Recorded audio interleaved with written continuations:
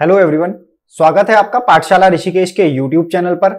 तो आज हम उत्तराखंड एग्जाम्स के लिए समूह गा के लिए सैटरडे का प्रैक्टिस सेट, सैटरडे का जो फ्री प्रैक्टिस सेट होता है वो आपके लिए लाए हैं। यानी कि इस प्रैक्टिस सेट में 100 क्वेश्चन ऐसे होंगे जो आपके उत्तराखंड के समूह गा के किसी भी एग्जाम में, पटवारी, पुलिस, लेखपाल, आरक्षी, है ना, वन दरोगा, इन जैसे एग्जाम्स में ये आते हैं। 100 के 100 क्वेश्चंस को कैसे बनाया गया है कि 20 क्वेश्चन हिंदी के, 40 क्वेश्चन उत्तराखंड के, जीएस के 40 क्वेश्चन और उन्हीं में कुछ रीजनिंग के क्वेश्चंस को रखा गया है। ये प्रैक्टिस सेट, ये फ्री प्रैक्टिस सेट आप ले सकते हैं पाठशाला ऋषिकेश ग्रुप सी के टेलीग्राम चैनल से। हर शनिवार को आपको ये फ्री प्रैक्टिस सेट मिलता है। अगर आप पाठशाला ऋषिकेश में प्रैक्टिस सेट करना चाहते हैं तो आप वो भी कर सकते हैं। आप हमारे दिए गए नंबर पर हमसे कांटेक्ट करें और पाठशाला ऋषिकेश इंस्टीट्यूशन में बैठ करके आप ये एग्जाम कर सकते हैं। फ्री प्रैक्टिस सेट लेने के लिए टेलीग्राम ग्रुप को ज्वाइन कर लीजिए और इस प्रैक्टिस सेट की जो डिटेल्ड आंसर की है सॉल्यूशन के साथ, एक्सप्लेनेशन के साथ, वो आप हमारे साथ देख रहे हैं। जो लोग प्रैक्टिस सेट नहीं करना चाहते वो प्रैक्टिस सेट को हेडफोन के साथ इस वीडियो को सुने और इसमें कॉपी पेन लेकर के बैठ जाएं। मास्टर के आंसर करने से ठीक पहले आपको क्या करना है कि आपको क्वेश्चन के आगे आंसर अपना लिख लेना है, नोट कर लेना है, ताकि आपका रिवीजन हो सके। देखिए उत्तराखंड में होता क्या है, कई बार पेपर बहुत ज्यादा लेट होते हैं। तो आप प्रैक्टिस से चूक ना जाएं, आप स्लो ना हो जाएं, आपकी तैयारी निरंतर चलती रहे। आप कहीं जॉब कर रहे हैं, कहीं जा रहे हैं, आ रहे हैं, तो प्रैक्टिस करते रहे, तो आपको मिलेंगे ऐसे 100 क्वेश्चन की ये सीरीज। इसमें प्रैक्टिस सेट नंबर 11 है। 10 प्रैक्टिस सेट ऑलरेडी कराए जा चुके हैं। हर शनिवार को आपको मिलेगा प्रैक्टिस सेट। तो चलिए शुरू करते हैं पहले क्वेश्चन से लेकर और आखिरी 100 क्वेश्चन तक का डिटेल एक्सप्लेनेशन। चलिए। हेलो एवरीवन, स्वागत है आपका पाठशाला ऋषिकेश के यूट्यूब चैनल पर और आज हम करेंगे हमारे प्रैक्टिस सेट 11 की आंसर की। तो चलिए शुरू करते हैं। पहला क्वेश्चन देखेंगे हमारा आज। खड़ी बोली के लिए सुनीत कुमार चटर्जी ने किस शब्द का प्रयोग करा? 4 ऑप्शन आपके सामने हैं, आपको 4 ऑप्शन को पढ़ना है। आप कोशिश कीजिए कि आप मेरे से पहले आंसर दीजिए। और ये जो है ये हमारा प्रैक्टिस सेट है। तो अगर आपने प्रैक्टिस सेट नहीं किया तो पाठशाला ऋषिकेश ग्रुप सी का टेलीग्राम चैनल है, वहां पर जाइए, टेलीग्राम से पेपर डाउनलोड कीजिए, सॉल्व कीजिए और आंसर के लिए दोबारा वीडियो पर लौटिए। ठीक है, तो इसका आंसर बनेगा ऑप्शन बी, जनपदीय हिंदुस्तानी। निम्न में से महादेवी वर्मा द्वारा लिखित रेखा चित्र कौन सा है? 4 ऑप्शन आपके सामने हैं। बहुत बार पूछा था कि कविता है, कविता कौन सी, उपन्यास कौन सा है, ये 4 ऑप्शन दिए होंगे, बताने की इसमें से उपन्यास कौन सा है। ठीक है ना, या फिर कोई दे ही देंगे और बोलेंगे ये क्या है, उपन्यास है, कविता संग्रह है, कहानी है। तो इसका आंसर बनेगा ऑप्शन सी, अतीत के चलचित्र उनका क्या है, एक रेखा चित्र है। ठीक है, नीलकंठ भी इनका एक रेखा चित्र है और काफी और भी इनके रेखा चित्र है। ईमेल किस जनसंचार माध्यम के अंतर्गत आता है? 2020 फॉरेस्ट गार्ड उत्तराखंड का एग्जाम जिसमें ये क्वेश्चन आया था और इसका आंसर है ऑप्शन डी आपका, आधुनिक दृश्य माध्यम। क्यों आधुनिक यानी एडवांस, एडवांस है, दृश्य ईमेल हमें सामने दिखता है स्क्रीन पर, माध्यम का मतलब मीडियम। ठीक है ना। हिंदी वर्णमाला के स्वरों की कुल संख्या कितनी है? कुल क्वेश्चन है, कुल संख्या कितनी है? 4 ऑप्शन है आपके सामने, आंसर है ऑप्शन ए 13। तो देखिए कुल और मूल 2 अलग अलग चीजें हैं। अगर हम बात करेंगे मूल की तो ये है 11, कुल की करेंगे तो 13। मूल में आता है जब, लेकिन 13 होती है, 13 में क्या जुड़ जाता है? तो 13 में जुड़ जाता है अंग और अह, ये जुड़ जाते हैं तो ये 11 से कन्वर्ट होके बन जाते हैं 13। ठीक है, इनमें से किस शब्द में यण संधि है?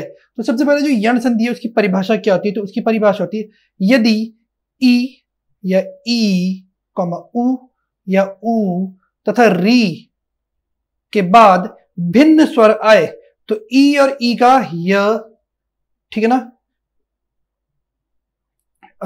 उ और उ का व तथा री का अर हो जाता है।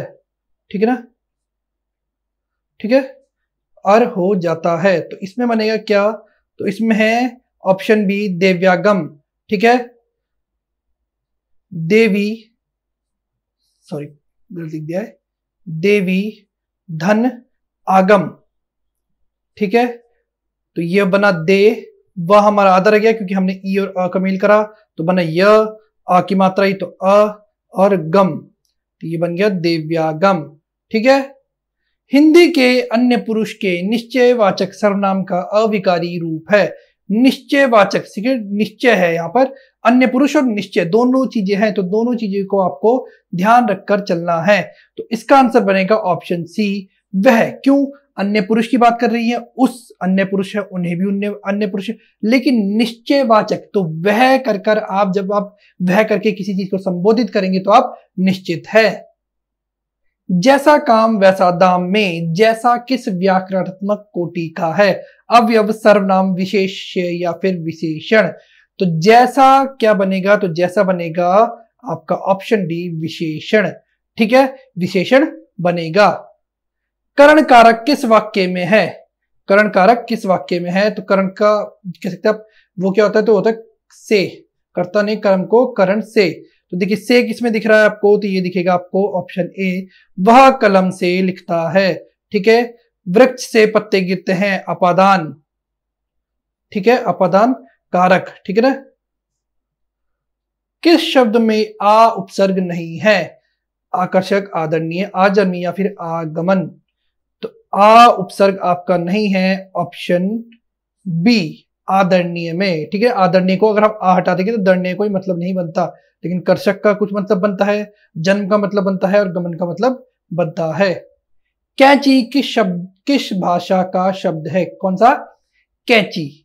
ठीक है, चार ऑप्शन आपके सामने है। आपको पता होगा कि जो हमारी हिंदी भाषा है उसमें बहुत से शब्द ऐसे हैं जो उर्दू, तुर्की, पुर्तगाली, फारसी, अरबी इनसे आए हैं, जिसे आज हम मानक हिंदी बोलते हैं। तो कैंची जो है वो है आपका ऑप्शन सी, तुर्की भाषा का शब्द। ठीक है, मैं आपको एक पोएम याद दिला चुका हूं पहले से भी, आज दोबारा बताता हूं। कुली बहादुर तुर्क बेगम की, कैंची चम्मच तोप तोपची की, ताश काबू बीवी खच्चर की, लाश सुराग दरोगा गनीमत की। इसमें आपके काफी हद तक तुर्की शब्द कवर हो जाते हैं। जिन अवयवों का संबंध वाक्य से नहीं वक्ता के हर्ष, शोक आदि भावों से होता है वे डैश होते हैं। ठीक है, तो आपको देखना है किस पे? हर्ष, शोक पे होता है। ठीक है ना। तो हर्ष और शोक किससे दिखाया जाता है? चार ऑप्शन आपके सामने हैं और आंसर होगा ऑप्शन डी, विस्मयादि बोधक। जब हम तो ना हे, हो, अरे इस तरीके से जब भी हम कुछ करते हैं तो क्या होता है? विस्मयादि बोधक चिन्ह का प्रयोग होता है। निम्नांकित में से कौन सा शब्द स्त्रीलिंग नहीं है? बहुत इजी क्वेश्चन, मैंने आपको पहले भी बताया है। अगर आप हमारे साथ पहले से जुड़े हैं तो पता होगी, कभी भी किसी चीज का लिंग जानना हो तो उसको एक वाक्य में रख कर देखिए। तो देखिए, दिन होता है, सांझ हो गई, दोपहर हो गई, सुबह हो गई, तो हो गया, यानी ऑप्शन ए क्या हुआ? स्त्रीलिंग नहीं हुआ। राम गया है, उपरोक्त वाक्य में कौन सा भूतकाल है? सामान्य, आसन भूत, पूर्ण भूत या फिर संदिग्ध भूत? ठीक है, राम गया है यानी राम अभी अभी गया है, राम गया है। तो जब अभी अभी गया होता है भूतकाल में, कोई काम तुरंत हुआ होता है, तो उसे कहते हैं ऑप्शन बी, आसन्न भूत। ठीक है, सामान्य भूत में होगा राम गया, राम गया, ये क्या है? सामान्य भूत। पूर्ण भूत की बात करें तो राम गया था, ये क्या हो गया? पूर्ण भूत। संदिग्ध भूत होगा तो राम गया होगा, राम गया होगा। ठीक है, राम गया होगा। और इसके अलावा ये दो और होते हैं, एक होता है अपूर्ण और एक होता है हेतु, एक होता है हेतु, हेतु मद काल। ठीक है ना। अपूर्ण में क्या होगा? अपूर्ण में होगा राम जा रहा था, वो क्या हो गया? अपूर्ण। पूर्ण नहीं होता, भूतकाल में भी काल अपूर्ण था। हेतु हेतु मद में होता है यदि राम गया होता, ठीक है, यदि राम जा रहा होता, इस तरीके से क्या होगा? हेतु हेतु मद होगा। तो 6 भेद होते हैं किसके? भूतकाल के। शुद्ध वर्तनी का चयन कीजिए। देखिए, हर बार आपको एक क्वेश्चन तो मिलेगा ही शुद्ध वर्तनी का, यूके ट्रिपल एग्जाम में भी बहुत चांसेस बनते हैं कि एक क्वेश्चन आता ही आता है। तो शुद्ध वर्तनी है आपकी ऑप्शन सी, प्राक कथन। प्राक कथन, ठीक है ना, प्राक कथन। मशगूल का पर्यायवाची है, ठीक है, सुना होगा आपने कि किस काम में मशगूल हो गया, आप कहां मशगूल हैं आजकल। तो मशगूल का पर्यायवाची है ऑप्शन डी, व्यस्त। कौन सा विलोम युगम सही है? अच्छा ठीक है, 4 ऑप्शन के सामने, योगी तो योग गलत, कवि कवियत्री नहीं, कवियत्री कवि का स्त्रीलिंग है, पुल्लिंग वो विलोम नहीं होगा। विद्वान विदुषी नहीं, विद्वान भी स्त्रीलिंग है, विद्वान का वो होगा मूर्ख, ठीक है, विद्वान का पुल्लिंग होगा मूर्ख। तो ऑप्शन बनेगा अथा धन इति, अथा का विलोम इति, ठीक है। योगी का विलोम क्या होगा, निरोगी। जल प्राण पुत्र, जल प्राण पुत्र के शब्द के अनेकार्थी हैं, सार, जीवन, औषधि या फिर तत्व, ठीक है। तो जल, प्राण और पुत्र, तो ये है आपके ऑप्शन बी, जीवन के पर्यायवाची या अनेकार्थी कह सकते कि जल भी क्या है, जल ही जीवन है, प्राण तो होते ही जीवन है, पुत्र भी एक हिसाब से जीवन को डिनोट करा जाता है कि कहता है अगर किसी की एकमात्र संतान है और वो भी अगर ना रहे तो उनका जीवन तो खत्म ही समझो। अर्थ के आधार पर वाक्य के कितने भेद होते हैं, 5, 4, 8 या फिर 7, ठीक है। तो अर्थ के आधार पर वाक्य के होते हैं 8 भेद, वो आपको फिर कभी एक्सप्लेन करेंगे। निम्नलिखित में से कौन सा अल्प विराम चिन्ह है, ठीक है। अल्प विराम दो चीजें होती है, देखो, एक होती है अल्प विराम और एक होता है अर्ध विराम, ठीक है। तो अल्प विराम है आपका ऑप्शन डी, यानी अल्प विराम किसे बोलते हैं, कॉमा को। वहीं बात करेंगे अर्ध विराम की, तो अर्ध विराम का चिन्ह ये होता है, ठीक है, ये है, और ये हो गया पूर्ण विराम। फूले का सकल मही छाई, जनु बरसा ऋतु प्रकट बुढ़ाई, ये कौन सा अलंकार है। तो फूले का सकल मही छाई, फूले का सकल मही छाई, तो ये होगा आपका ऑप्शन, ये होगा ऑप्शन ए, उत्प्रेक्षा अलंकार। हथ छीना, ठीक है, ये तो थे हिंदी क्वेश्चन। अब करते हैं उत्तराखंड के। तो देखिए, हथ छीना जलाशय किस जनपद में स्थित है, टिहरी, बागेश्वर, पिथौरागढ़, चमोली। तो यह है आपका ऑप्शन बी, पिथौरागढ़ में। ये क्वेश्चन जो है आपके जो प्रैक्टिस सेट बनाया गया है, ये आने वाली आगामी परीक्षा है और मोस्टली जो डेडिकेटेड परीक्षा है वो है हमारी उत्तराखंड पुलिस की। तो अगर आपने प्रैक्टिस सेट नहीं करा है, आप सीधा वीडियो देख रहे हैं, तो आप वीडियो के कमेंट में भी हमें अपना स्कोर बता सकते हैं कि आपके हिंदी में कितने मार्क्स बने, उत्तराखंड वाले पोर्शन में, और जीएस के पोर्शन में आपके कितने मार्क्स बने, ठीक है। अगर देखिए, शोली पानी संस्कार किस जनपद में, किस जनजाति होगा, सॉरी, किस जनजाति में पाया जाता है, शोका, जाड़, मारछा, तोलछा या फिर थारू। तो जो शोनी पानी संस्कार है ये पाया जाता है आपका ऑप्शन सी, मारछा और तोलछा जनजाति में, जो भोटिया की एक उपजाति है। नवंबर 2000 में उत्तराखंड की अंतरिम विधानसभा में कितने सदस्य थे, ठीक है। जब हमारा 9 नवंबर 2000 को राज्य गठन हुआ तो एक विधानसभा गठित हुई जिसे हम अंतरिम विधानसभा कहेंगे, और उसमें कितने सदस्य थे, तो उस समय थे 30 सदस्य, ठीक है। कौशिक समिति ने उत्तराखंड में कितने मंडल सृजित करने की सिफारिश की थी, 3, 5, 4 या फिर 2। तो जो कौशिक समिति, रमाशंकर कौशिक की समिति थी, उन्होंने कहा था कि 3 मंडल होने चाहिए उत्तराखंड में, ठीक है। हाल ही में उत्तराखंड के रानीखेत, चौबटिया में संयुक्त सैन्य अभ्यास जिसका नाम दस्तलिक 2 रखा गया, किन देशों के मध्य हुआ, ठीक है। करंट अफेयर का क्वेश्चन है, उत्तराखंड से संबंधित है, और यह होगा आपका ऑप्शन सी, भारत और उज्बेकिस्तान। उत्तराखंड वन विकास निगम की स्थापना की गई, ठीक है। उत्तराखंड वन विकास निगम की स्थापना की गई थी, 4 ऑप्शन है आपके सामने, आंसर होगा 2005, ठीक है, 2005। इंडियन मिलिट्री कॉलेज, रुकिए एक मिनट,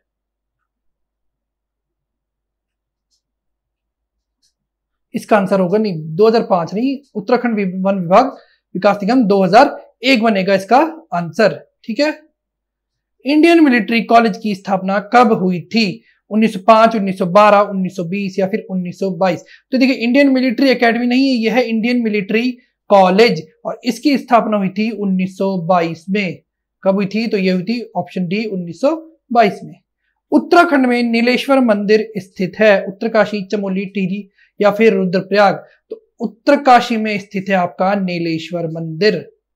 उत्तराखंड के किस मंदिर और पेरू स्थित माचू पिचू में अद्भुत चुंबकीय शक्ति का प्रभाव देखा जाता है। देखिए कितना अच्छा क्वेश्चन है ये, बहुत ही बेहतरीन, बहुत ही प्यारा क्वेश्चन, और इसका आंसर बनेगा आपका ऑप्शन बी, कसार देवी मंदिर, ठीक है ना, कसार देवी मंदिर। राज्य का अक्षांशीय विस्तार है 28 डिग्री 43 मिनट से 31 डिग्री 27 मिनट दक्षिण उत्तर, 28 डिग्री 43 मिनट से दक्षिण उत्तर, या इनमें से कोई नहीं। तो इसका उत्तर बनेगा ऑप्शन डी, इनमें से कोई नहीं। देखिए जो विस्तार है 28 डिग्री 43 मिनट से 31 डिग्री 27 मिनट, ये तो आपका सही है, लेकिन ये उत्तर दक्षिण नहीं होगा, ये होगा उत्तर और उत्तर ही, क्योंकि ये जो हमारा पूरा भारत है, अगर आप इस तरीके से देखें तो जो पूरा भारत है वो क्या है, उत्तरी गोलार्ध में है, तो अक्षांश के हिसाब से पूरा पोर्शन ही उत्तर में है। हिमाचल प्रदेश के कितने जिले उत्तराखंड के साथ सीमा साझा करते हैं? ठीक है, तो इस तरीके से कुछ हम रफली मैप बना लेंगे उत्तराखंड का। हिमाचल प्रदेश के कितने जिले लगते हैं उत्तराखंड से? तो लगते हैं 3 जिले। कौन कौन से? तो ये लगता है सिरमौर, शिमला और किन्नौर। ठीक है, 3 जिले लगते हैं हिमाचल प्रदेश के। और अगर बात करेंगे उत्तराखंड के कितने जिले हिमाचल से लगते हैं, तो 2 लगते हैं। कौन कौन से? दून और उत्तरकाशी। ठीक है ना, दून और उत्तरकाशी। उत्तराखंड के किस वाद्य यंत्र को अलगोजा नाम से जाना जाता है? बहुत ही सरल क्वेश्चन, बहुत ही हल्का क्वेश्चन, थोड़ा सा बस आपको सोचना है। ठीक है ना, उत्तराखंड की जो पुलिस होगी उसका लेवल भी इससे ज्यादा टफ नहीं होने वाला, बस ये है कि आपको थोड़ा सोचना है क्वेश्चंस में। तो उत्तराखंड के किस वाद्य यंत्र को अलगोजा से जाना जाता है? तो ये जाना जाता है ऑप्शन ए, बांसुरी को। ठीक है, तीलू रौतेली का पूरा नाम था तीलू देवी, तिलोत्तमा देवी, तिलाड़ी देवी या तिला देवी। तो तीलू रौतेली का पूरा नाम था ऑप्शन बी, तिलोत्तमा देवी। इसकी घोड़ी का नाम था तिलोत्तमा देवी, की घोड़ी का नाम था बिंदुली। क्या था इनकी घोड़ी का नाम? बिंदुली। बाज बहादुर चंद के समकालीन थी कौन? तीलू रौतेली। ठीक है ना, बहुत बार इस तरीके से भी क्वेश्चन बनता है कि तीलू रौतेली किसके समकालीन थी? तो बाज बहादुर चंद के समकालीन थी तीलू रौतेली। एक युद्ध में इनके भाई, मतलब इनके जो पति होते हैं वो एक युद्ध में मारे जाते हैं, फिर ये चल पलती है किनका? कत्यूरों का विनाश करने के लिए। नरेंद्र नगर का पुराना नाम क्या है? अच्छा ठीक है, 4 ऑप्शन आपके सामने, तो और आंसर होगा ऑप्शन सी, ओडाथली। क्या? ओडाथली। बात करेंगे सुधनगर की, तो सुधनगर नाम है किसका? कालसी का। चौका घाट नाम है किसका? तो चौका घाट नाम है कणव आश्रम का। कणव आश्रम का। बात करेंगे ढांगदार, तो ये नाम है प्रताप नगर का। प्रताप नगर। ठीक है, केदारनाथ महादेव का शीतकालीन आवास है। ठीक है ना, 5 केदारों में से सबसे प्रथम केदार और केदारनाथ का शीतकालीन आवास है आपका ऑप्शन डी, उखीमठ का ओंकारेश्वर मंदिर। बात करेंगे नरसिंह मंदिर की, तो यह है किसका? तो यह है बद्रीनाथ का शीतकालीन आवास। बद्रीनाथ का शीतकालीन आवास। मक्कू मठ की बात करेंगे तो यहाँ पे विराजमान होते हैं शीतकाल में तुंगनाथ भगवान। सोमेश्वर देवालय की बात करेंगे तो यहाँ पर होती है यमुनोत्री मैया की पूजा। ठीक है, राज्य का कौन सा नृत्य मणिपुर के रॉस नृत्य के समान है? अभी तक आपने क्वेश्चन सुना होगा, कौन सा नृत्य असम के बिहू तथा गुजरात के गरबा के समान है? उसी क्वेश्चन को थोड़ा सा अपग्रेड किया गया है, आंसर वही बनेगा फिर से ऑप्शन ए, चौफला। ठीक है, जुमेलो जो गीत है, जुमेलो गीत गाया जाता है विवाहित कन्याओं के प्रथम बार मायके आने पर। प्रथम बार मायके आने पर। ठीक है, मायके आने पर। पहली गढ़वाली फिल्म जगवाल के निर्देशक थे विश्वेश्वर नौटियाल, पारेश्वर गौड़, काका शर्मा या फिर अनिल जोशी। तो इसका आंसर होगा आपका ऑप्शन बी, पारेश्वर गौड़। बात करेंगे हम काके शर्मा की, तो ये थे मेघा आ। मेघा आ के जो पहली कुमाऊनी भाषा की फिल्म थी मेघा, उसके निर्देशक। अनिल जोशी की बात करें तो ये थे तेरी सौ।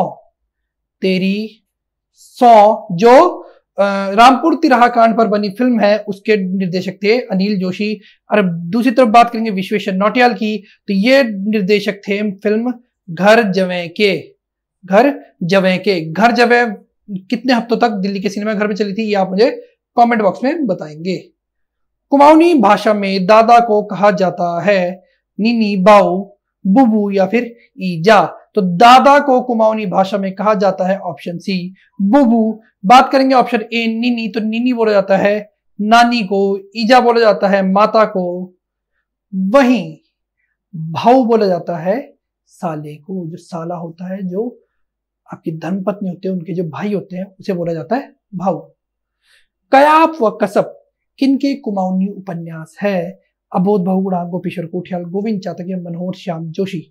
तो कयाप व कसब है हम लोग के लेखक। कौन है हम लोग के लेखक? तो ये है आपके ऑप्शन डी, मनोहर श्याम जोशी। ठीक है ना। हम लोग पापा कहते हैं, इन्होंने पापा कहते हैं पिक्चर की कहानी लिखी। पापा कहते हैं। अप्पू राजा, लाल हवेली नाम का एक धारावाहिक था, उसकी इन्होंने कहानी लिखी है। तो ऐसे बहुत से कहानियां लिखी है मनोहर श्याम जोशी ने। गढ़वाल का जनरल डायर किसे कहा जाता है? 4 ऑप्शन आपके सामने है और आंसर बनेगा ऑप्शन ए, चक्रधर जुयाल। ठीक है। जिम कॉर्बेट की बात करें तो इसे बोलते थे गोरा ब्राह्मण। गोरा ब्राह्मण। ठीक है। बात करेंगे मुकुंदराम बर्थवाल की, तो इन्हें उपाधि दी गई थी देवज्ञ की। क्यों? क्योंकि संस्कृत और कह सकते हैं ज्योतिष विद्या के बहुत बड़े विद्वान थे मुकुंदराम बर्थवाल। काफी मतलब करीबन 22 इन्होंने ग्रंथों की रचना करी थी, 1 लाख से ज्यादा श्लोकों की रचना करी थी इन्होंने। रामजी की बात करें तो रामजी साहब। और भाबर का विश्वकर्मा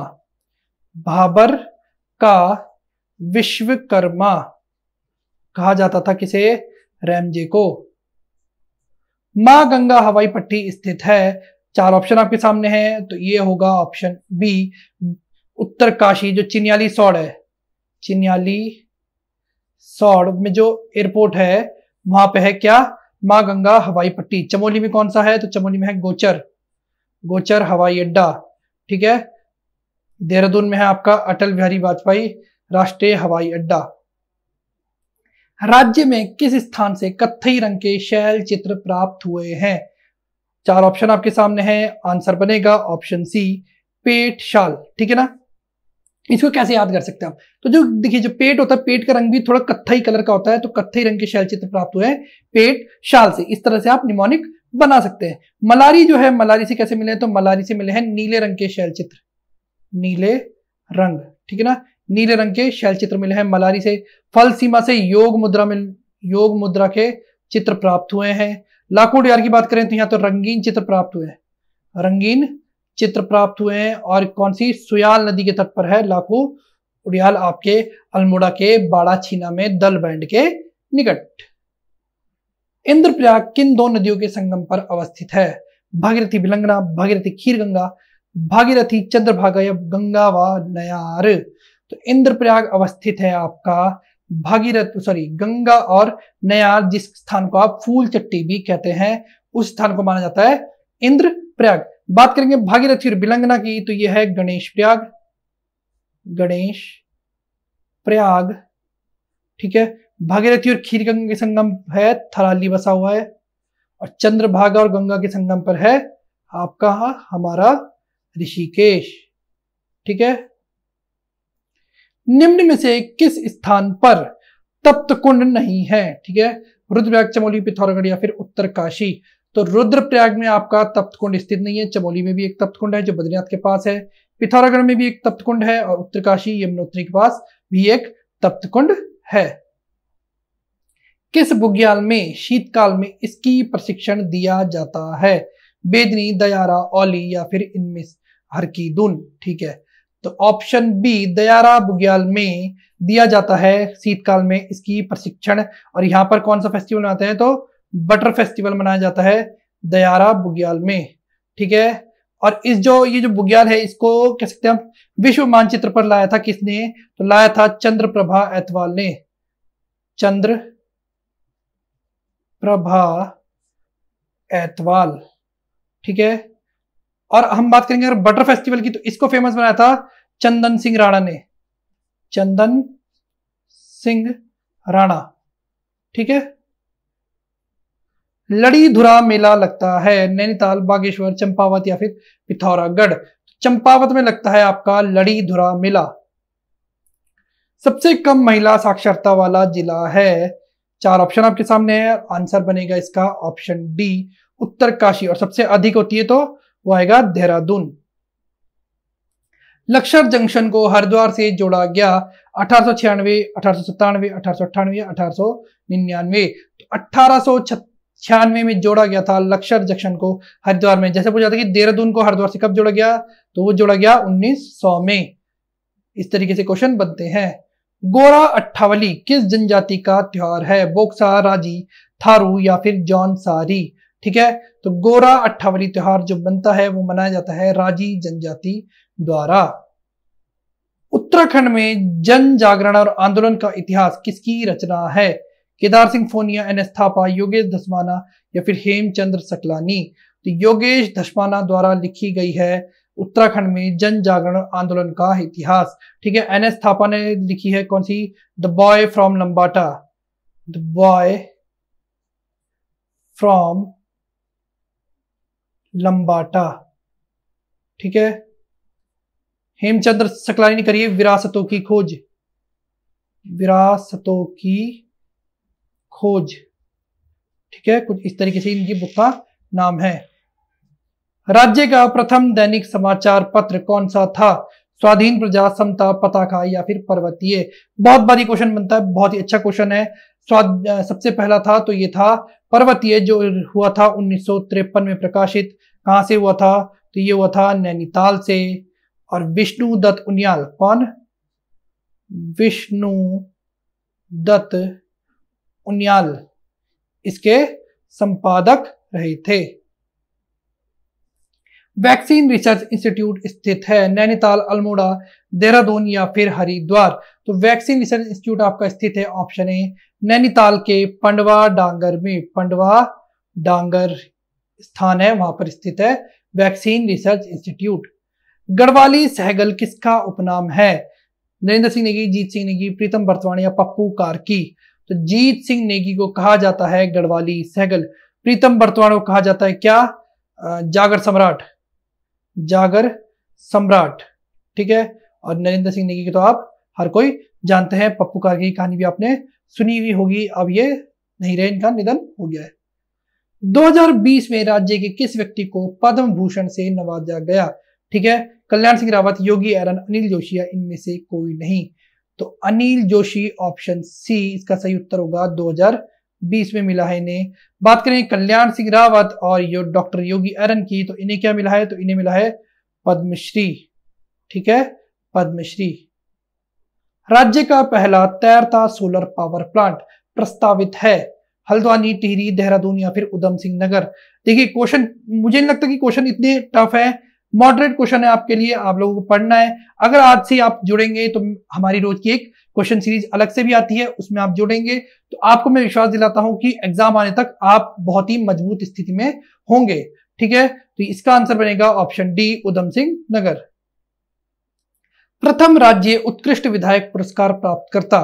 ठीक है, राज्य उत्कृष्ट विधायक पुरस्कार मिलता है, काफी समय से नहीं मिला है।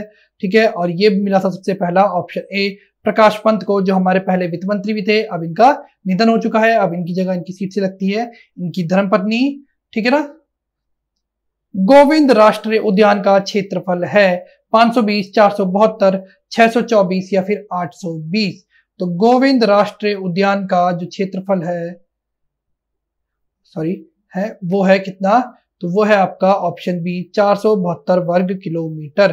बात करेंगे 520 की, तो यह है आपका कॉर्बेट का, 820 है आपका राजा जी का और 624 है आपका नंदा देवी का। ठीक है, ध्यान रखते हुए चलना है। राज्य में खनन नीति कब घोषित की गई? तो राज्य में खनन नीति घोषित की गई थी ऑप्शन सी 2001 में। राज्य बनने के अगले ही साल खनन नीति घोषणा कर दी गई, क्योंकि नया राज्य बना है तो अब कुछ ना कुछ नियम तो बनाने पड़ेंगे ना, तो खनन के भी नियम बनाए, क्योंकि हमारे खनन की बहुत ज्यादा सुविधा है। तो खनन नीति घोषित हुई 2001 में। उत्तराखंड में भकार का उपयोग होता है। भकार मतलब भकार क्या होता है? ठीक है, ये भी यूकेट्रिपल एग्जाम में आ चुका है क्वेश्चन, और इसका आंसर है ऑप्शन डी खाद्यान्न संग्रह के लिए। नंदा राज्य यात्रा की लंबाई कितनी है? हाल ही में वीडियो या फिर कनिष्ठ सहायक के किसी एग्जाम में क्वेश्चन आ चुका है, और इसका आंसर है ऑप्शन ए नंदा राज्य की लंबाई है 280। ठीक है ना, 12 साल में नंदा राज्य की यात्रा होती है। हिमालय का महाकुंभ भी से कहा जाता है। ये थे उत्तराखंड और हिंदी से संबंधित क्वेश्चन। आगे क्वेश्चन आपको जीएस वाले सर बताएंगे। धन्यवाद। पहला क्वेश्चन है जो हमारा जीएस का सेक्शन है, जीएस का सेक्शन 61 क्वेश्चन से आपको ये मिलेगा। हम जीएस का क्वेश्चन करने जा रहे हैं, ध्यान से आप समझिएगा चीजों को। हम जो जीएस का क्वेश्चन करने जा रहे हैं उसमें अगर आपको क्या करना है, आपको उसमें देख लेना है कि 1194 के चंदवार के युद्ध में मोहम्मद गौरी ने किसे हराया था। क्वेश्चन है, इजी क्वेश्चन आपको दिख रहा होगा, पहला ही क्वेश्चन बहुत इजी है। आराम से आप इसका आंसर बताइए, आराम से आप इसका आंसर करिए। देखिए पहला क्वेश्चन है, मोहम्मद गौरी की बात हो रही है जिसने 3 लड़ाइयां जो बहुत फेमस है, खास करके 2, जिसमें हम तराइन के युद्ध की बात करते हैं, जिसमें हम तराइन के युद्ध की बात करते हैं। हम बात करते हैं 91 और 92 के बीच में तराइन का युद्ध। तो चंदावार के युद्ध में किसको हराया था, तो गढ़वाल वंश के कन्नौज के शासक होते थे जयचंद, 1194 में इनको हराया था। ये जयचंद को जो चंदवार का युद्ध है ये यूपी के फिरोजपुर के आसपास हुआ है। ये है पहले क्वेश्चन का आंसर। आगे चलते हैं, इजी क्वेश्चन हिस्ट्री से था। स्वराज पार्टी का गठन किसकी असफलता के बाद हुआ था। आपके पास ऑप्शन है, आपको ये ऑप्शन देखने हैं। कौन से, अगर आप देखें तो स्वराज पार्टी की अगर हम बात करें तो स्वराज पार्टी कब स्टैब्लिश की गई थी, तो 1923 में मोतीलाल नेहरू, क्या नाम है, मोतीलाल नेहरू और चित्तरंजन दास ने ये स्वराज पार्टी का स्टैब्लिशमेंट किया था। अगर 1923 में ये स्टैब्लिश हुई थी तो याद करो कि कौन कौन से आंदोलन कब कब हुए हैं। नाम है, पहला आंदोलन है असहयोग 1920 में, भारत छोड़ो 1942 में, नाफरमानी आंदोलन है यानी कि सिविल डिसओबीडेंस मूवमेंट है 1930 में, और स्वदेशी आंदोलन है 1905 में। तो आपको आपका आंसर मिल जाएगा, आप मेरे साथ कनेक्ट कर सकते हो क्योंकि मैं आपको रिवाइज करवा के याद भी करवा दूंगा और आपका होगा रिवीजन। आंसर हो जाएगा असहयोग आंदोलन हो जाएगा आंसर।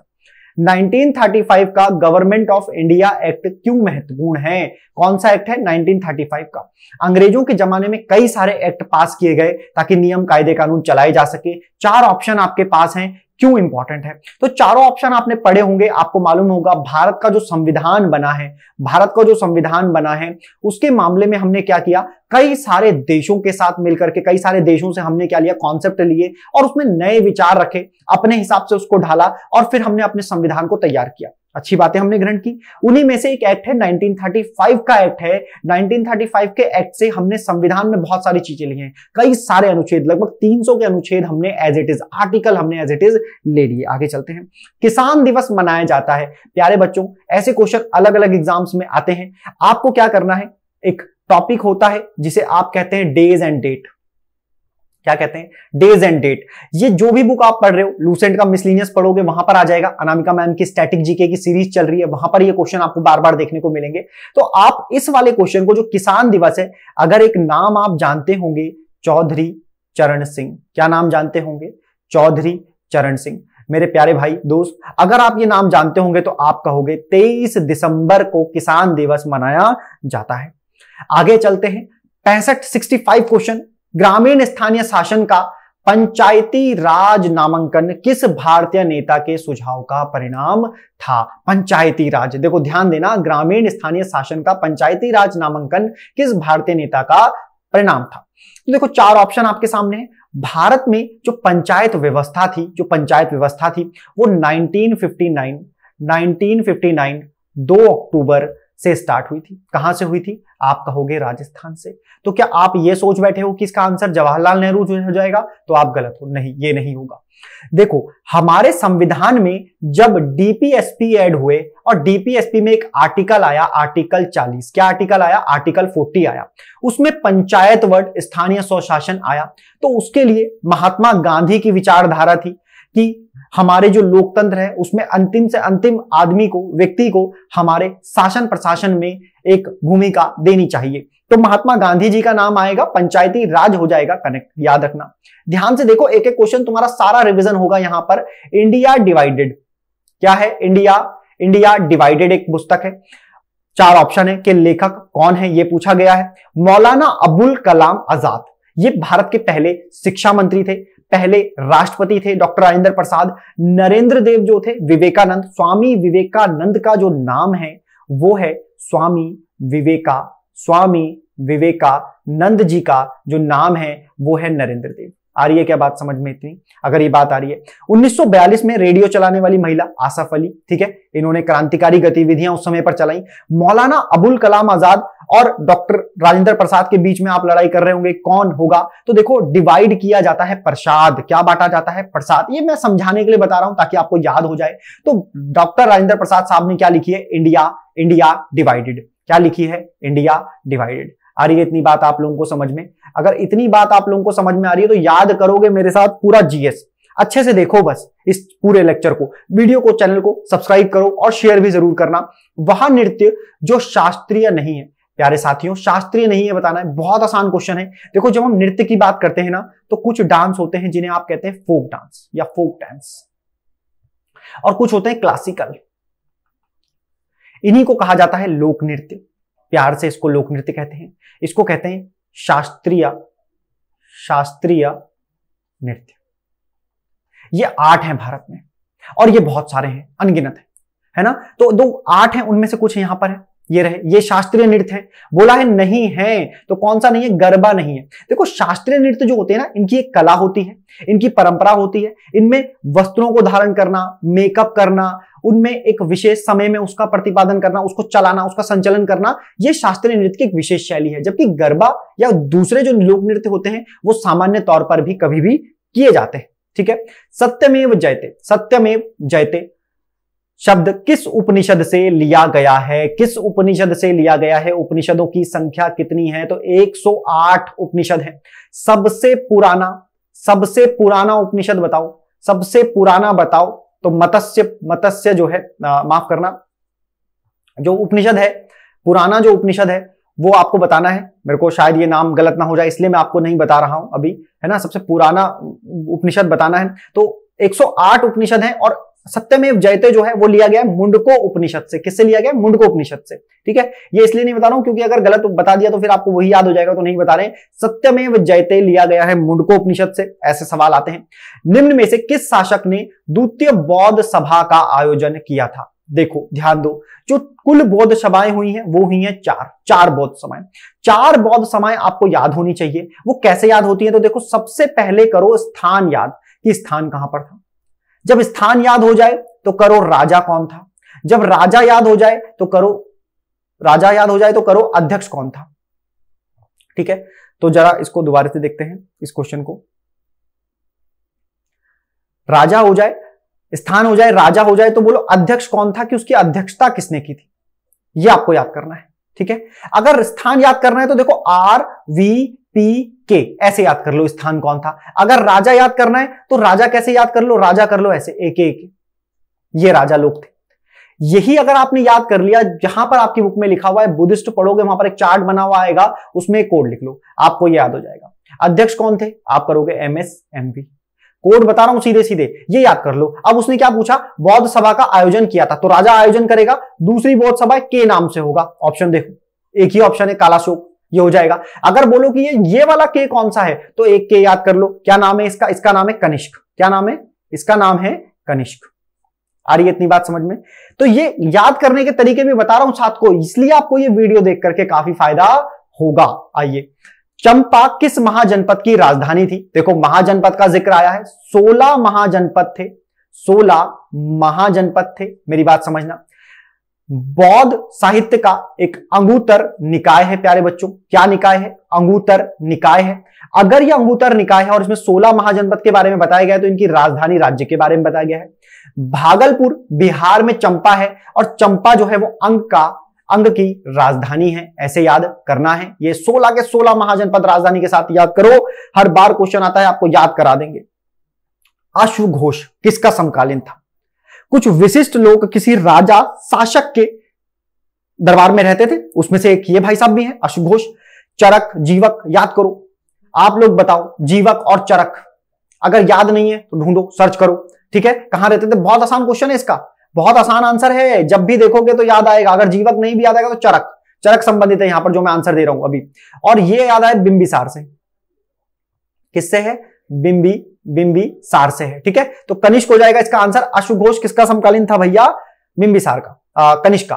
तैमूर लंग ने किस वर्ष भारत पर आक्रमण किया? तैमूर लंग ने भारत पर किस वर्ष हमला किया, आक्रमण किया? ये क्वेश्चन है। आसानी से देखो इस क्वेश्चन को और बहुत प्यार से कर लोगे। ईयर एक एक नंबर, यूनिट डिजिट से भी कई बार आप लोग इसे कर सकते हो। 1398 1398 में किया। अब बताना है आपको कि इस समय दिल्ली सल्तनत पर, क्या बताना है? दिल्ली सल्तनत पर कौन से वंश का शासन था? ठीक है, ये बताना है भाई। ध्यान से समझना, जब तैमूरलंग ने 1398 में 98 में हमला किया, आक्रमण किया भारत पर, उस पर दिल्ली सल्तनत में कौन था? अगर मैं दिल्ली सल्तनत की बात करता हूं तो 1206 से और 1526 तक यहां कुछ वंश आए जो सुल्तान कह लेते थे, उन्हीं को दिल्ली सल्तनत में काउंट किया था। पहला था स्लेव डायनेस्टी, गुलाम वंश। 1526 में लोधी डायनेस्टी को हराया मुगल्स ने, बाबर ने, और फिर बाबर मुगल चला। तो आपको बताना है कौन था 1398 में। अगर बता पाओ तो बहुत ही बढ़िया। अगला क्वेश्चन पे आइए। कौन सा राज्य बांग्लादेश से सीमा नहीं बनाता है? देखो मैप एक दिन की कहानी नहीं है, मैप है रोज की कहानी। जैसे शीशे में आप खुद को देखते हो, ऐसे ही मैप को ऐसे 10-12 बार देखो। अगर आप एग्जाम प्रिपरेशन में रोज मैप को देख ही लोगे, कोई भी स्टेट कभी नाम आए कि छत्तीसगढ़ है, उड़ीसा है, झारखंड है, पश्चिम बंगाल है, तेलंगाना, उसको देखो वहां पर मैप में खड़े होकर के। छोटा मैप लो एक घर के लिए, और आप उसमें अगर कर लोगे तो आप कनेक्ट कर पाओगे, एक एक स्टेट आपको याद हो जाएगा, बहुत आराम से याद हो जाएगा, आपको मैप याद आने लगेगा। तो देखो जो स्टेट पूछा है वो है बांग्लादेश। ये बांग्लादेश है भैया, ठीक है, बुरा ना माने तो ये बांग्लादेश है। और अगर ये बांग्लादेश है मेरे भाई, ये बांग्लादेश है, तो बोला बांग्लादेश से अपनी सीमा नहीं करता है, तो मेघालय करता है। मेघालय ऑप्शन में है, ये रहा मेघालय, ठीक है, मेघालय ये रहा। असम टच करता है, देखो यहां पर से, ठीक है, त्रिपुरा टच करता है यहां से, मिजोरम टच करता है यहां से, पश्चिम बंगाल करता है। अब नागालैंड इस तरफ है जो असम से ढका हुआ है, असम से, मणिपुर से रुका हुआ है, इधर ये रहा। तो नागालैंड इसका आंसर हो जाएगा। क्या आंसर हो जाएगा? नागालैंड। आ रही है इतनी बात समझ में? नेक्स्ट करते हैं। भारत का सुदूरस्थ बिंदु, दक्षिणी बिंदु, सदर्न मोस्ट पॉइंट कौन सा है? 4 ऑप्शन आपके सामने है। फिर से मेरी बात ध्यान दो।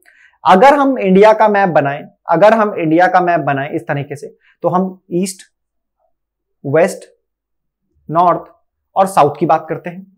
भारत का अक्षांशीय विस्तार, लैटिट्यूड, जो लैटिट्यूड है वो कितना है? 8 डिग्री 4 मिनट से, माफ करना, 8 डिग्री 4 मिनट से लेकर के कहां तक? 37 डिग्री 6 मिनट तक है, 6 मिनट तक। जिन भी बच्चों ने थोड़ी भी ज्योग्राफी पढ़ी होगी वो इस बात को समझ रहे होंगे। जिन्होंने नहीं समझी है, जल्दी ज्योग्राफी की सीरीज स्टार्ट करूंगा, आपको चीजें समझ आएंगी। ये भारत का विस्तार है, मतलब यहां से लेकर के और यहां तक मेन बाउंड्री विस्तार है भारत का। लेकिन 6 डिग्री से भी है, और यहां पर कुछ अंडमान निकोबार, लक्षद्वीप जैसी चीजें हैं यहां पर, अंडमान निकोबार। तो जो अंडमान निकोबार है यहीं पर है इंदिरा पॉइंट। क्या है? Indira point southern most point है। अगर मुख्य भूमि में पूछा जाता, मुख्य भूमि में, तो कन्याकुमारी होता। क्या होता? कन्याकुमारी होता, ठीक है, नॉर्थ। अब आ जाओ उत्तर में। बोला उत्तर में इंदिरा कॉल है। क्या है? इंदिरा कॉल है, ठीक। यहां क्या है? यहां वलांगू है, पूर्वी वलांगू भी बोलते हैं इसको, ठीक है। यहां कई लोग सर क्रिक कहते हैं, ठीक है, सर क्रिक एक बिंदु है, तो वहां पर भी है, आपको ये ध्यान रखना है। या कुछ लोग इसे गोहार मोती ये भी कहते हैं। ये पश्चिमी बिंदु है, तो पूर्वी बिंदु भारत का अंतिम पूर्वी बिंदु, पश्चिमी अंतिम बिंदु, उत्तरी अंतिम बिंदु और दक्षिणी अंतिम बिंदु, ये याद रखना है। इंदिरा पॉइंट अब अस्तित्व में नहीं है, क्योंकि 2004 की सुनामी के बाद ये जो है पानी के अंदर चला गया है। सुनामी सभी जानते हैं, पानी के अंदर चला गया है। अगला क्वेश्चन, बांग्लादेश में प्रवेश करने के बाद गंगा नदी को निम्नलिखित में से किस नाम से जाना जाता है? तो उत्तराखंड के प्यारे बच्चों, तुम्हारा तो नदियों से बहुत वर्षों का नाता है और तुम्हें नदियों से बहुत प्रेम भी होगा। यहां पर 3 ऑप्शन है, चौथा ऑप्शन शायद रहा होगा इनमें से कोई नहीं, तो बुरा ना माने, वो नहीं है। यहां पर गंगा नदी का नाम क्या हो जाता है? तो फिलहाल आपको इतना ही बता दूं, जब गंगा बांग्लादेश में जाती है, मान लो ये बांग्लादेश है, ये बांग्लादेश है, ऐसे मान लो, ठीक है। तो यहां नदी मिलती है जिसका नाम है पद्मा। तो इसी पद्मा की वजह से यहां पर अब बहने वाली गंगा का नाम पद्मा हो जाता है। इधर से एक नदी आती है जिसे आप ब्रह्मपुत्रा के नाम से जानते हैं। जैसे ही वो बांग्लादेश में प्रवेश करती है, इसका नाम हो जाता है जमुना। ब्रह्मपुत्रा को कहते हैं जमुना, ब्रह्मपुत्रा, जमुना, जमुना चली गई उधर, मुन्ना चला गया बांग्लादेश में। जमुना मिलती है, पद्मा मिलती है, जब ये दोनों मिलती हैं तो नाम हो जाता है मेघना। क्या नाम हो जाता है? मेघना। कहां पे? बांग्लादेश में। तो आंसर समझ आ रहा होगा, आसान क्वेश्चन है, पद्मा कर लेते हैं, आगे चलते हैं। कयाल क्या है भैया? कयाल क्या है? बड़ा अच्छा क्वेश्चन है, झील से क्वेश्चन है। तराई का मैदान है, गंगा डेल्टा है, दक्कन पठार के रेगून है, या केरल के लेगून है? लेगून क्या है? केरल के लेगून झील। आंसर केरल के लेगून हो जाएगा। कयाल क्या है? मेरी बात ध्यान से समझना, झीलों के बनने के क्रम में जब हम पूछते हैं कि कयाल क्या है, तो देखो समुद्र तट के किनारे बनने वाली झीलें, समुद्र तट के किनारे बनने वाली जो झीलें होती हैं उन्हें कहा जाता है लेगून। कयाल केरल में इनको कहा जाता है, केरल में लेगून झीलों को पुकारा जाता है। आप कहोगे लेगून झील क्या है? देखो जैसे ज्वार भाटा आ जाए, ज्वार भाटा आ जाए, समुद्र की ऊंची तरंगें उठे और वो पानी समुद्र तल के निकट जमीन में आ जाए, समुद्र तल के निकट जब वो जमीन में आ जाए और वो वहीं पर जम जाए या रुक जाए, ठहर जाए एक गड्ढे में, तो वो जो बन करके जो सलाइन वाटर से जो झील बनी है उसे कहा जाता है लेगून झील। ठीक है, अगर तुम मेरे वीडियो ध्यान से देखोगे तो आई प्रॉमिस कि तुम्हें सारी चीजें याद होंगी और तुम्हारी इतनी अच्छी मैं प्रैक्टिस करवाऊंगा कि एक एक क्वेश्चन तुम्हें याद होगा। क्वेश्चन का आंसर मैंने साथ साथ दे दिया, कल्पोंग जल विद्युत परियोजना, क्योंकि वीडियो को ज्यादा लंबा भी हमें नहीं करना है। कल्पोंग विद्युत जल परियोजना कहां पर अवस्थित है?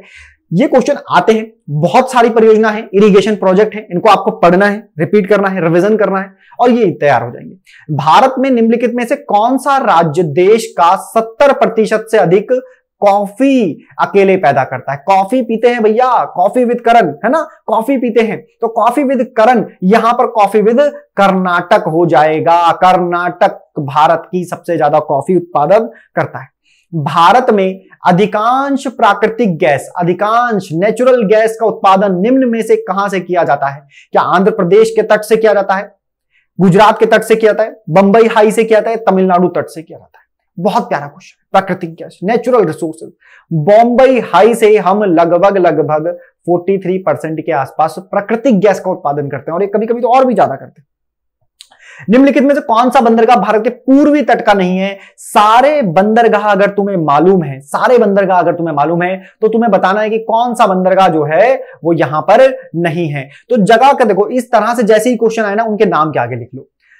कांडला लिखोगे गुजरात, तूतीकोरिन लिखोगे तमिलनाडु, चेन्नई भी लिखोगे तमिलनाडु, पारादीप लिखोगे क्या? उड़ीसा। बस इतना लिखा, आंसर मिल गया। ये सब कहां मिलेंगे? पूर्वी घाट में। ये कहां मिलेगा? पश्चिमी घाट में। आसान है, बढ़िया है, क्वेश्चन अच्छा लग रहा है, वीडियो को लाइक भी करो। 2011 की जनगणना देखो दोस्तों, अगर तुम्हारा एग्जाम 2021 की जनगणना के आंकड़े आने से पहले पहले हो जाता है तो बहुत अच्छा है। 2011 के आंकड़े पढ़ लो, क्योंकि वो जनगणना जाने वाली है, उसको फेयरवेल दो, उसको पढ़ो और जैसे ही उसको पढ़ लोगे भैया उससे क्वेश्चन आएगा, क्योंकि जाने वाला डेटा है, आने वाले का वेलकम करना होगा। जो लोग नए होंगे वो अब आने वाले के रट्टे मारेंगे। यही है जनसंख्या का, विश्व का प्रतिशत कितना है जनसंख्या का, जबकि हमारे पास जो क्षेत्रफल है, क्षेत्रफल यानी कि क्षेत्र जो हमारे पास है वो 2.17 के आसपास है। कुछ जगह 2.8 भी आता है, 2.8% में, ठीक है, 2.8 भी आता है। अंतरराष्ट्रीय दिनांक रेखा खींची जाती है, अंतरराष्ट्रीय दिनांक रेखा, फिर से अक्षांश देशांतर अगर आप पढ़ेंगे और देशांतर को जानते होंगे तो एक देशांतर रेखा होती है, एक देशांतर रेखा होती है जिसे कहते हैं 180 डिग्री। कितना कहते हैं? 180 डिग्री।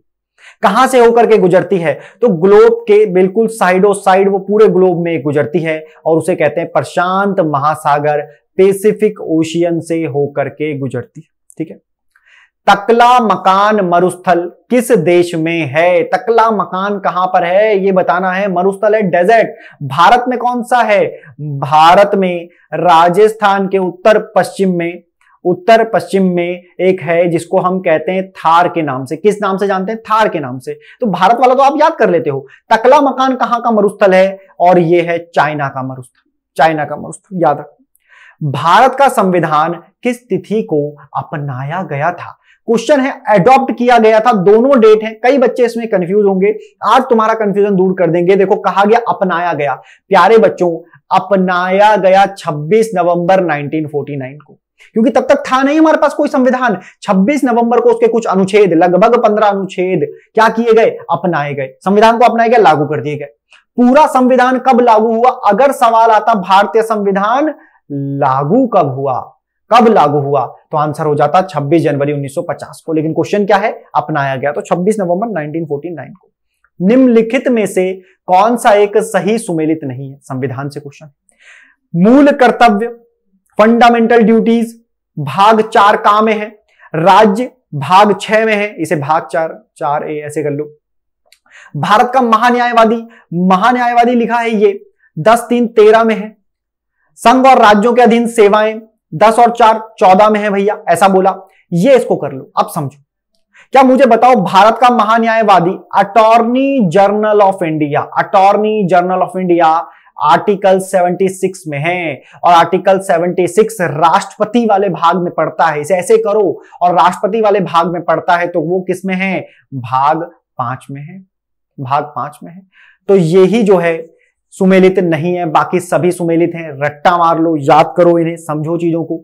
भारत के योजना आयोग का प्रथम अध्यक्ष कौन था? प्रथम अध्यक्ष, योजना आयोग की बात आई है दोस्तों, योजना आयोग की अगर बात आई है तो योजना आयोग जो है, योजना आयोग जो है वो 15 मार्च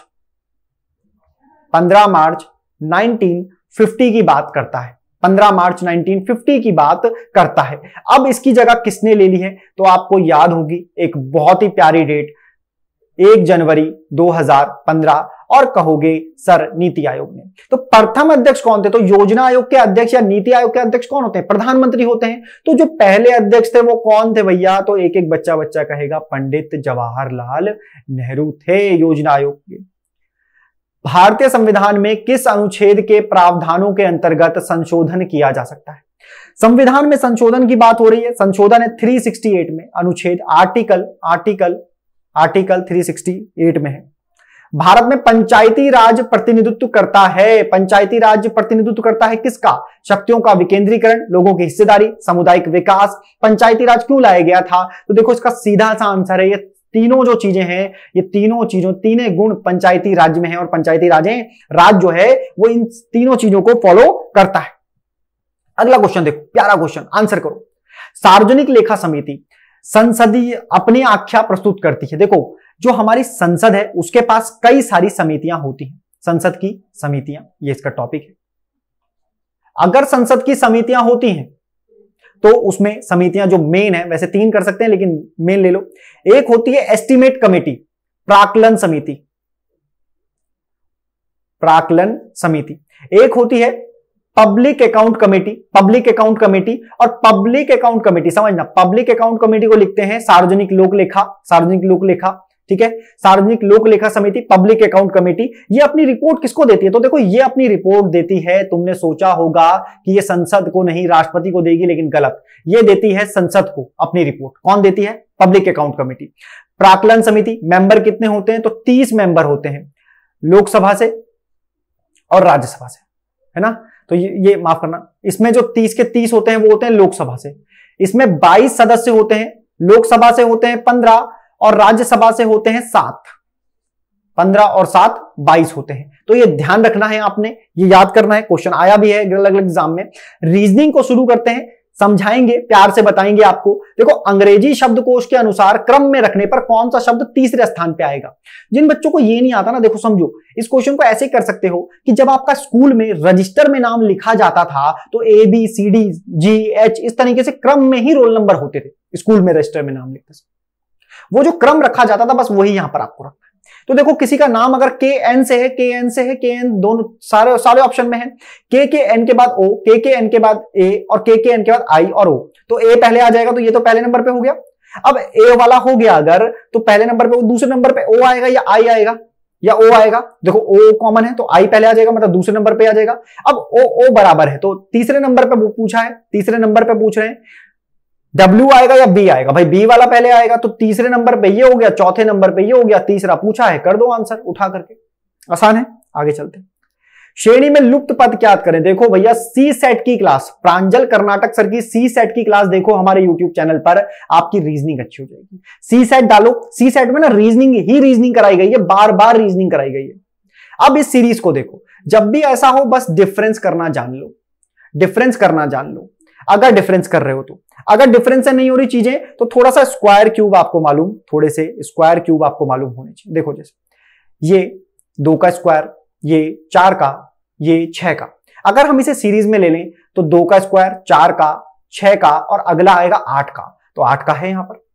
इसको देखो 14 का, 12 का, 10 का और अगला आएगा फिर से 8 का, मतलब देखो घट रहा है। ये 14 का है, ये 12 का है, ये 10 का है, 2 की कमी हो रही है। अगला उसके आगे कर लोगे तो यहां पर तो जो 64 आ रहा था वो लिखा वही है, और यहां पर जो अगला आ जाएगा वो फिर से 8 का स्क्वायर आ जाएगा, मतलब वो आ जाएगा 64 का स्क्वायर। आंसर है ये, ध्यान से देखना, ये क्वेश्चन अच्छा क्वेश्चन है। आगे देखें फिर से, अब इस सीरीज में अगला क्रम बताना है तो बता दो। देखो अगर यहां से यहां तक जाना हो तो 3, यहां से यहां तक जाना हो तो 6, यहां से यहां तक जाना हो तो 12, और इसको भी डिफरेंस कर लो, 6 2 8, 6 में से 2 गए 4, माफ करना, 6 में से 2 गए 4, 4 में से 2 गए 2, 24। ठीक है, इसका दुगना, इसका दुगना, इसका दुगना और इसका भी दुगना, तो ये हो जाएगा 48। ये जोड़ करके ये आया, ये जोड़ करके ये प्लस करोगे ये आ जाएगा, ये ऐड करोगे ये आ जाएगा, इसको आगे ऐड करोगे, ये प्लस करोगे 12 ये आ जाएगा, ये ऐड करोगे ये आ जाएगा, है ना। तो दुगना करके ऐड कर देना है, 12 दूनी 24, 24 ऐड करा तो ये आ जाएगा, तो 2, 10 दूनी 20, 20 2 प्लस 2, 46 दूनी 12, 46 को 2 से इंटू करो और 2 के बाद नेक्स्ट ले लो, 92 और प्लस 2 तो होना ही है, आंसर हो जाएगा 94। आगे चलते हैं। एनालॉजी है वर्षा, बादल, धुआं। बादल हो तो वर्षा होती है, इसी तरह से क्या हो कि धुआं हो जाए, तो देखो आग अगर होगी तो धुआं होगा, ये इसका आंसर है। बहुत सिंपल क्वेश्चन है। ए व बी बहनें हैं, इस क्वेश्चन को कैसे करते हैं ये भी समझ लेना, अभी के अभी हाथों हाथ। पहले पूरा क्वेश्चन पढ़ लो। ए व बी बहनें हैं, सी ए का भाई है, डी ई का भाई है, ई बी की बेटी है, डी की मौसी है, कौन है? पूरा पढ़ेंगे। देखो बोला ए और वा बी जो है क्या है, बहनें हैं। फीमेल्स को हम गोले से दिखा देते हैं, दोनों क्या है, बहनें हैं। सी जो है वो ए का भाई है, ए का भाई है, कौन है, भाई, भाई है सी। आ रही है बात समझ में, समझो। अगर वो सी का ए, सी जो है वो ए का भाई है तो बी का भी तो भाई होगा। अगर वो बी का भी भाई, आप समझना, डी ई का भाई है, डी जो है ई का भाई है, लेकिन ई तो कहीं है नहीं, तो आगे स्टेटमेंट पढ़ो। ई बी की बेटी है, तो बी की एक बेटी है भाई, कौन है बी की बेटी, ई है। ई जो है वो बी की बेटी है, ठीक है। डी जो है वो ई का भाई है, ई का भाई कौन है, डी, यानी कि इसकी मां है। फिर पूछा क्या है, डी की मौसी कौन है, तो देखो ध्यान से अगर समझोगे तो ये इसकी बेटी है, कौन है बेटी, ये इसका भाई है, ये ठीक है, इसका भाई है। बी की बहन कौन थी, ये, तो जो बी की बहन होगी वही तो डी की मौसी होगी, तो ए जो है, जो ए हो जाएगा वो हो जाएगा मौसी। आगे चलते हैं। डायरेक्शन सेंस से क्वेश्चन है, आराम से समझेंगे। एक मनुष्य दक्षिण दिशा में 30 मीटर चलता है, ठीक है, दक्षिण दिशा में 30 मीटर ले जा लो, मान लो ये 30 मीटर है मेरे भाई, ठीक। यहां से उसने चलना स्टार्ट किया, तब अपने दाईं ओर मुड़कर, देखो दाईं ओर मुड़ रहा है, तो मेरी बात समझना, अगर हम ऊपर की तरफ जा रहे होते तो दाईं ओर मुड़ने को कहते हैं, इस तरफ मुड़ रहे थे तो बिल्कुल अपोजिट मुड़ जाएगा, इस तरफ मुड़ गया दाईं ओर, क्योंकि उल्टा चल रहा है ना, उल्टा मुड़ रहा है दक्षिण की तरफ। एरो देखो किस तरफ बना है, दक्षिण की तरफ। तब अपने दाईं ओर चल मुड़कर 30 मीटर चलता है, फिर से 30 चल गया, फिर बाईं ओर मुड़कर अब इस तरफ जा रहा है, इसका बाईं ओर कहां हो जाएगा, बाईं ओर मुड़कर 25 मीटर चलता है, बाईं ओर मुड़ेगा, 25 मीटर चला दो। उसके बाद फिर बाईं ओर मुड़कर, उसके बाद देखो नीचे फिर से बाईं ओर मुड़ रहा है, फिर से बाईं ओर, तो अब बाईं इस तरफ होता अगर ऊपर जाते तो, अब बाईं इस तरफ हो जाएगा, बाईं ओर मुड़कर 30 मीटर चलता है, मतलब लगभग बराबर चलता है, 30 मीटर चलता है। यहां पर वो है, वह प्रारंभिक स्थिति से कितनी दूरी पर है, प्रारंभिक स्थिति से, प्रारंभिक स्थिति का मतलब कहां है, यहां इस जगह पे है। तो देखो ये 30 हो गया और ये जो 25 हो गया ये भी हो गया, तो 30 25 हो गया, 3 2 5 55 मीटर हो जाएगा। अगर दिशा भी पूछ लेता तो आप कहते दक्षिण। आ रही है बात समझ में, तो आसान क्वेश्चन है बिल्कुल एकदम। निम्नलिखित में से उस यंत्र का नाम बताइए जो कंप्यूटर को टेलीफोन लाइन से जोड़ता है, scanner, modem, CD ROM, printer, modem होगा। स्कैनर कैसे जोड़ेगा खुद समझो, टेलीफोन लाइन से जोड़ता है, मॉडम उसको कहा जाता है। BIOS का विस्तृत रूप क्या है? Basic input output system. बचपन से ये क्वेश्चन आ रहा है, एकदम इजी क्वेश्चन है, बेसिक इनपुट आउटपुट सिस्टम। एशियाई खेल, स्पोर्ट्स से क्वेश्चन है, मिसलेनियस। एशियाई खेल जो थे, एशियन गेम्स जो थे, वो पहली बार कब हुए? बहुत इंपॉर्टेंट है। क्यों? क्योंकि एशियन गेम जब पहली बार हुए तो वो हुए दिल्ली में, ठीक है, वो दिल्ली में हुए भैया, और वो हुए 1959 है ना। कॉमनवेल्थ 1930 कहां हुए? कनाडा में। कहां हुए? कनाडा में। आ रही है बात समझ में? आगे चलो। यूपीआई का पूर्ण रूप क्या है? यूपीआई पेमेंट के लिए यूज किया जाता है, बहुत इंपॉर्टेंट है। फुल फॉर्म बतानी है। क्या इसका यूनिफाइड पेमेंट इनकम हो जाएगा? नहीं। क्या यूनिक पेमेंट इंटरफेस हो जाएगा? नहीं। इसका होता है unified payment interface. Unified payment interface. तो आराम से पढ़ें ऐसे क्वेश्चंस को, फुल फॉर्म बहुत ज्यादा पूछी जा रही है, थोड़े से अवेयर रहें, न्यूज़पेपर जरूर पढ़ें, आदत में लाएं। न्यूज़पेपर पढ़ना कोई बहुत बड़ा टास्क नहीं है, डेली आपको अपडेट रखता है। अगला क्वेश्चन, टेनिस ग्रैंड स्लैम होते हैं। टेनिस ग्रैंड स्लैम, पूरे एक ईयर कैलेंडर में 4 टेनिस ग्रैंड स्लैम होते हैं, जिसमें से पहला टेनिस ग्रैंड स्लैम जो जनवरी में होता है वो है ऑस्ट्रेलियन ओपन। हम महिला से पूछा है हमने, महिलाएं आगे हैं जीवन में, महिला 2022 का खिताब किसने जीता? तो महिलाओं में किसने ये खिताब जीता है? तो ये है एशले बार्टी। ऑस्ट्रेलिया की ये प्लेयर है, ऑस्ट्रेलिया की ये प्लेयर है एशले बार्टी। किसको हराया है? तो डैनियल कॉलिंस को हराया है, याद रखें। तो ये 100 क्वेश्चन ऐसे थे जो हमने आपके प्रैक्टिस सेट के लिए लाए, ताकि आपका रिवीजन हो, आप हेडफोन लगाकर इसको सुने, सारे क्वेश्चंस को बारी बारी करें। आप हमारे टेलीग्राम ग्रुप पर जुड़िए, पाठशाला ऋषिकेश ग्रुप सी के नाम से। फ्री प्रैक्टिस सेट लीजिए, घर में प्रैक्टिस करिए, वीडियो सॉल्यूशन देखिए, चैनल को सब्सक्राइब कीजिए, हमारी MCQ सीरीज देखिए। उत्तराखंड के 5000 क्वेश्चन हम आपको ऐसे कराएंगे जो किसी भी एग्जाम में आ सकते हैं। जब इतने क्वेश्चन कराए जाएंगे तो जरूर कोई ना कोई क्वेश्चन और अच्छे से आपके मार्क्स इंक्रीज होंगे इससे। तो वीडियो देखने के लिए धन्यवाद। Thank you very much.